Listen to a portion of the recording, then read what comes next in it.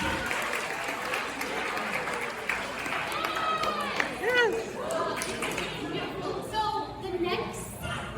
next game we're going to play is actually a real serious situation. We brought 3 expert panelists in town tonight just to answer some of the questions that you might have about life, about love, about whatever. Okay, so for tonight, I need, the panelists are going to come on in. Welcome, welcome, welcome. And from the audience, I need, what is something that you would like more advice about? Satellites. What was that? Satellites. Okay. Satellites. All right, so we brought in 3 experts that know everything there is to know about satellites. So before we get to the questions, if y'all will just please go ahead, introduce yourselves. We're so glad you're here tonight. Ma'am. If you'll introduce themselves, tell us a little bit about yourself and why you're an expert on satellites. Yeah, I was actually just on the phone with the satellite company. It's really funny that you all wanted to know about that. I am a satellite expert. My name is Professor X, and satellites are my life. It is so, oh my, I'm just so really stoked that this is the show that I get to show everybody the new discovery that I've made in outer space. You all are in for a treat tonight. Wow. All right, give it up for Professor X.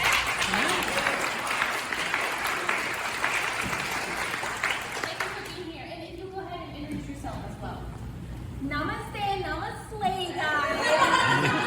So I have this new 180-day yoga course that corresponds to your astrological sign. And I would consider myself an expert in satellites because I can take you. Tell us your name again. Oh, I'm Cindy. Cindy. Nice to meet you, Cindy. Thank you for being here. Let's give it up for Cindy.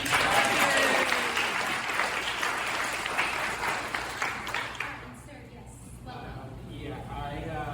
My name is Ron Gordon, and I'm currently working on a TED Talk called "What's in the Sky." So, yeah. I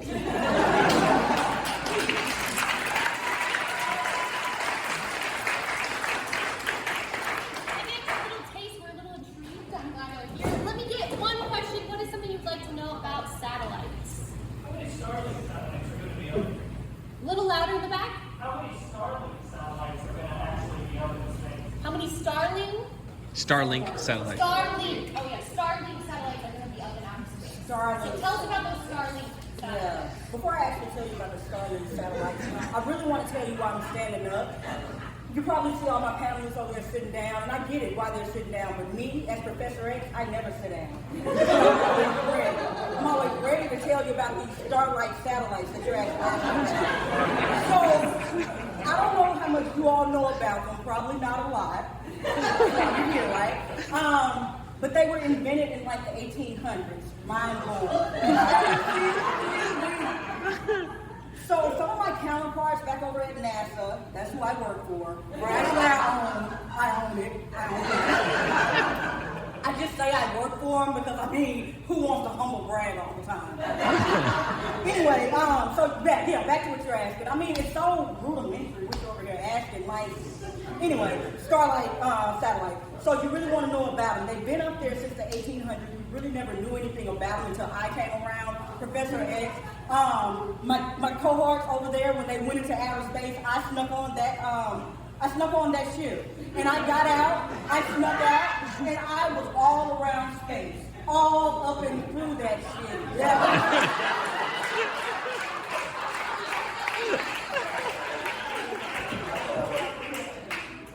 Did that answer your question? I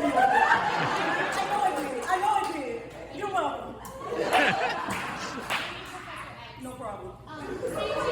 If you could just go into more in depth about the Starlink or light Starlight. Give me one second. Let me go ahead and find my cards. Okay, here we go. So if I do just a simple three-card reading, which you can find on my website for $199. I make it very accessible. the first thing I see about starlight satellites is that there's one for every beautiful soul on this planet. For you, and for you, and for you. There's one for all of us. It's for all of our light. The next thing that I see is the present of starlights. And the present of starlight is that it can transport us into communication with every other being in the universe. That's what I see for us. And the future of starlight satellites is that one day we will transcend this humanly earthly form, and we will soon become one with the ether. Yes, yes.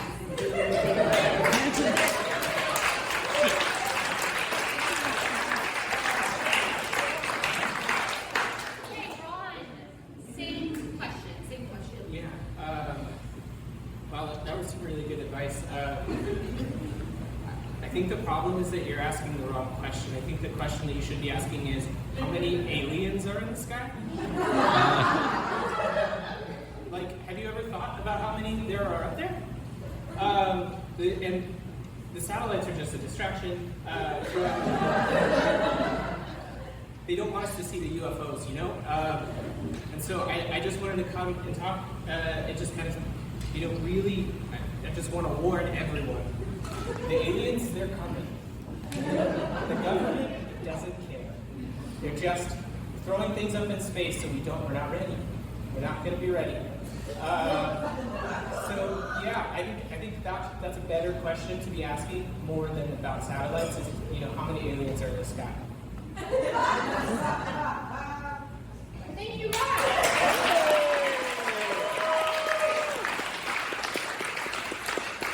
All right, let me get one final question. They've come How many aliens are in the sky? Is it true that your colleagues were drunk while repairing a satellite? Drunk on tequila.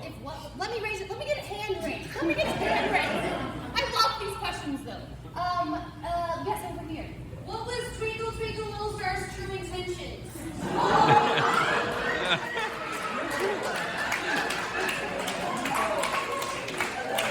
Great. So many good questions. Let's answer the Twinkle Twinkle question. Oh my God. Who are you?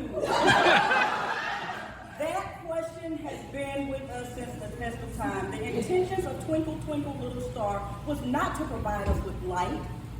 It was to provide us with life. Life. Twinkle Twinkle Little Star. A star has 5 points. Think about 5 elements that are in the universe. Water, earth. No, that's not one.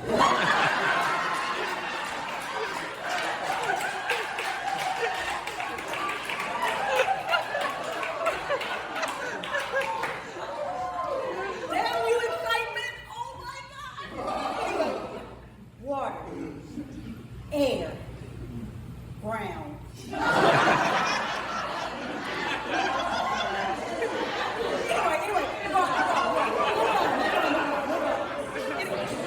Anyway, you get me? Okay, but the intention was about life. More life, more love, a little bit of light. But the true intention of Twinkle Twinkle Little Star was really for you two, based upon your interpretation. As your mom was sitting there and singing that nursery rhyme with you at nighttime, preparing you for bed, what came to mind? What came to mind for me, and I actually used it for those starlight satellites to build them and think about how I really wanted to configure them. What they mean to me is whatever. Nothing at the same time.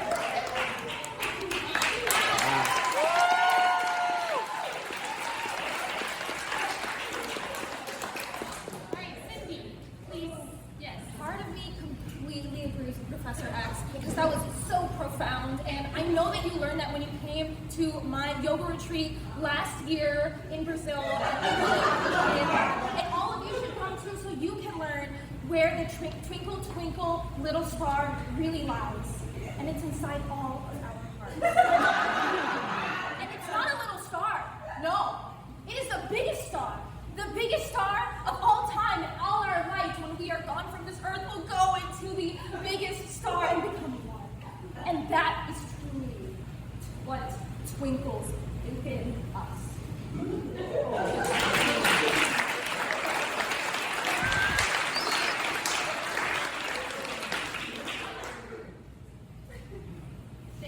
Ron, go ahead. I'm going to do 2 words. Government indoctrination.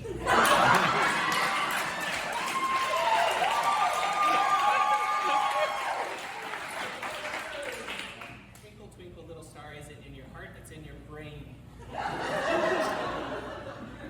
It's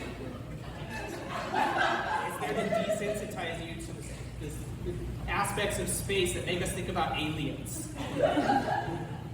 We sing it to kids so that they forget to think about how many aliens are in the sky.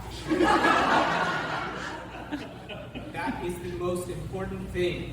Do not sing that song to your children. I guess while we have you, how many aliens are in the sky? Probably at least 15.